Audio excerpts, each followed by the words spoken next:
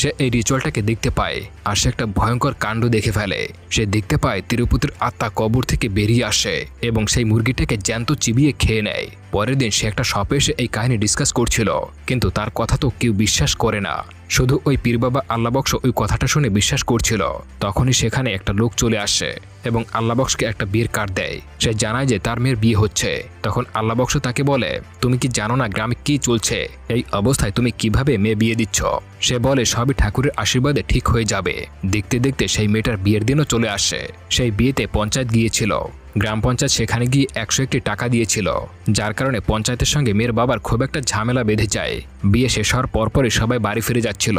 পঞ্চায়েতও তার বাড়ি ফিরছিল। রাস্তায় সে বাথরুম করার জন্য একটা ব্রেক নেয়। তখন আমরা দেখি সে তিরুপতির ওই কবরস্থানে গিয়ে বাথরুম করছিল। সে খুব ভালো করেই জানতো এখানে তিরুপতির কবরস্থান রয়েছে, আর সে বলে বলে সেখানে বাথরুম করছিল। তখন পঞ্চায়েত বলতে থাকে, আজকে যদি তুই বেঁচে থাকতি তাহলে আমার মেয়ের মতো এই মেয়ের একই অবস্থা হতো। আসলে তার মেয়েকে তিরুপতি একইভাবে মেরে দিয়েছিল, সেই কারণে পঞ্চায়েত এই কথাটা তাকে বলছিল।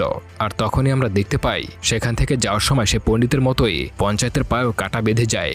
সেই কারণে সেখানে কিছুটা রক্তক্ষরণ হয় এবং তখনই তিরুপতি সুযোগ পেয়ে যায় তার শরীরে প্রবেশ করার জন্য। তারপরে সে সুযোগের ফায়দা নিয়ে তিরুপতি পঞ্চায়েতের বাড়ি চলে আসে।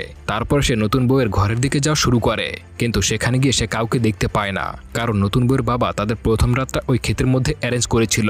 সেখানেও চলে যায় তিরুপতি। এরপরে ওই ক্ষেতের মধ্যে সে আগুন লাগিয়ে দেয় আর সেখানে বরটাকে মেরে ফেলে এবং বউটার সঙ্গে খারাপ কাজ করতে শুরু করে। এরপরে ওই মেয়েটাকে মেরে ফেলে।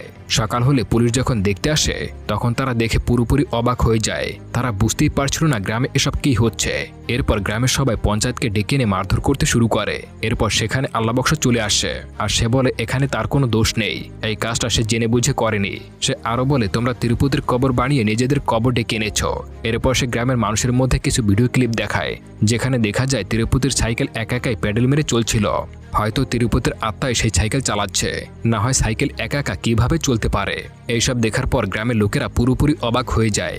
এরপরে তিরুপতির বাড়ির লোকজন তার কাছে যায় এবং তার পছন্দ মতো খাবার দাবার তার কাছে রেখে আসতো। তার ফ্যামিলি মেম্বার ওখান থেকে চলে যাওয়ার পর দেখা যায় তিরুপতি কবর থেকে উঠে ওই খাবার দাবার খাচ্ছে, আর তার সাইকেলটাও তারা নিয়ে এসেছিল।